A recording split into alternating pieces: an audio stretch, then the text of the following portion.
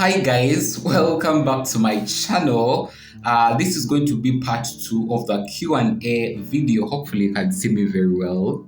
My camera is not concentrating, but hopefully you can.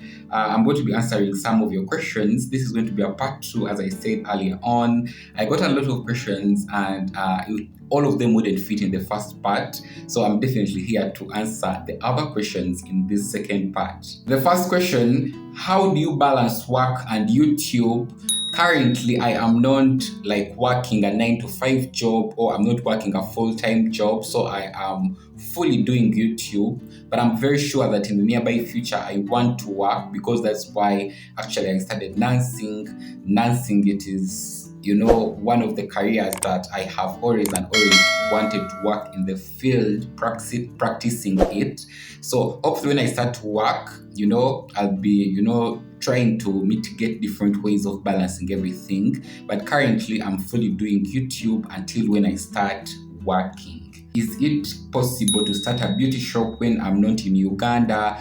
My dear, I don't advise you to do so. Here on ground, a lot of people have different ideas, have different ways they handle things. And I am quite sure that if you are the person who wants to start the business and you are on ground, it is going to be very, very important, not only for you not to lose funds, but for also you, the same person, to identify different opportunities that can help you grow your business. I've seen a lot of people who have invested money in beauty shops who are not in Uganda, and it has turned out to be the worst investment ever, because first of all, you are not the person in business. You are just getting second-hand information or second-hand operation, meaning that these people on ground, you never know how they are behaving, what they are doing to see that this business succeeds. So I would recommend that it needs when you're in the country, or probably when you once in a while come into the country to supervise and all that. But it's not a very good idea for you to be out of the country and you decide to start a business. And I think this also, reflects very well to a lot of other businesses. Most of the time, I can't recommend a person to start up, especially a small-scale business, when you are not in the country. It will not work for you. It will work for you for the first 2-3 months, but it's not going to be a long-term investment. Third question is, apart from YouTube and nursing, is there anything else you do? Currently, I'm not doing anything out of YouTube. I used to have a beauty shop. I used to run a beauty shop, which I did close up for some reasons. Actually, I never closed it up. I sold it.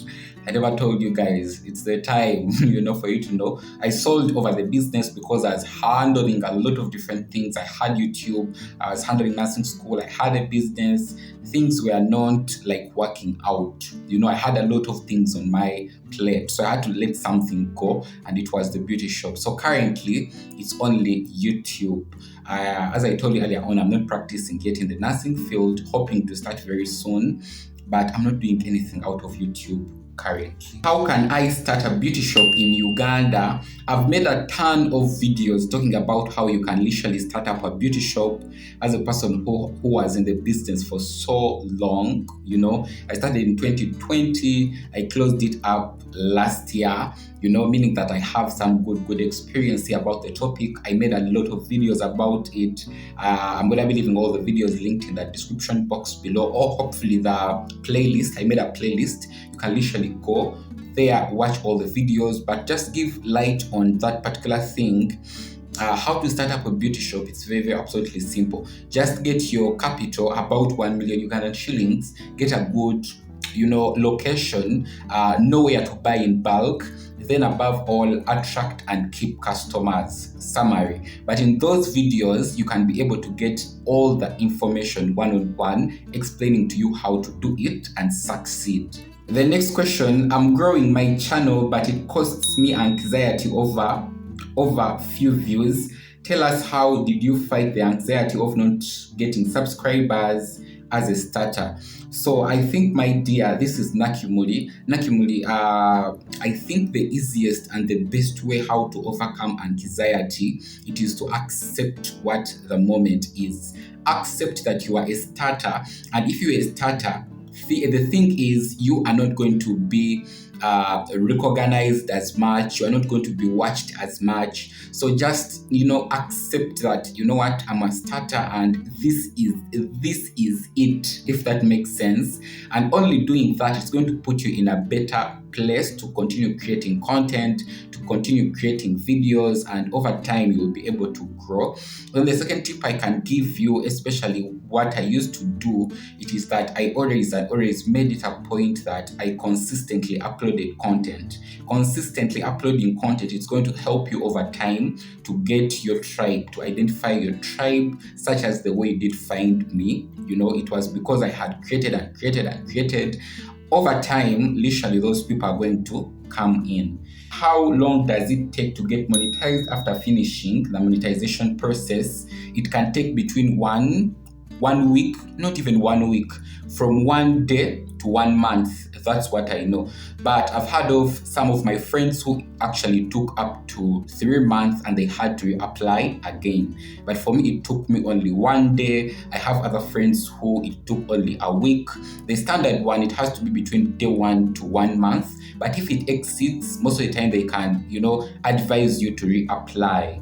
Are you seeing someone? I'm not seeing someone. I'm not hoping to see someone very soon, hopefully in the nearby future. But for now, I have made a conscious decision to focus on what I want to focus on, most specifically my career and developing mentally as a person, and also economically or financially, and also spiritually. The last question for today, which is a little bit broad, but I'm going to try to break it down as fast as I can. It is, what are the businesses that are successful in Uganda? Currently, some of the top 5 businesses which are successful: farming, poultry farming, crop farming.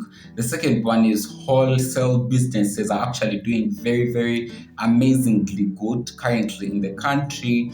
There is food processing businesses, different businesses that process like crops or garden products into processed fine goods. They're also doing very, very absolutely well. Their textile industries and fashion, all those things are actually doing very, very absolutely well currently in Uganda. The second one is that what are growing trends in Uganda, Kampala, and surrounding areas? I think some of the growing trends, it has to be the way how people are building their houses recently. It is completely different with time. The way how the Western world actually establishes buildings and strong storage arcades. That's recently has been one of the key trends in the country. Also, when it comes to fashion, a lot of people actually are embracing more of the Western culture, the way how people do dress, especially women and men and children. I think that is the whole bracket, but yeah, generally. Then also it has to be in education. There have been a lot of different enrollment or advancement when it comes to education, the way how people do get information. People are going back to school, especially people who are older. Even those who are already in institutions, they have been able to drift away in the way how mostly Asia and all those different other continents do, teach and do educate their children. We have been getting all those particular vibrations recently in the country. And also, guys, let me in the comment section below, what trends do you think that are one of these days very, very prominent in the country? Also, let me know if I've answered this question very well, because that's what I think according to me.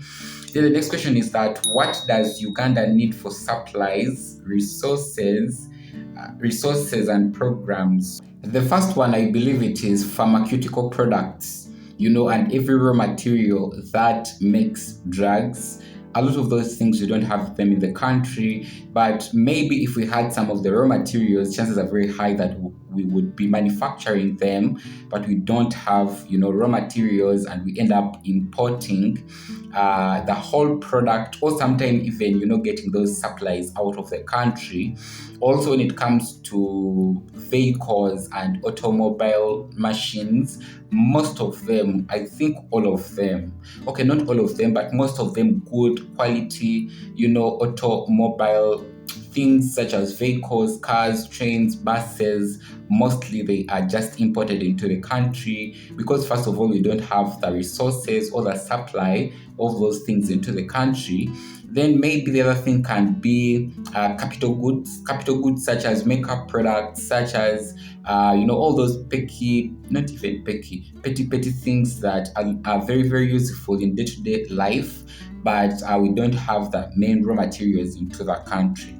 Yes, hopefully that I've answered that question right. And if any person has more views on that, please leave them in the comment section below. What is gonna be your niche in the future? Thank you very much for the person who asked this question, but I think I'm not going to have a niche for now because I've already branded myself as a lifestyle content creator and I love it.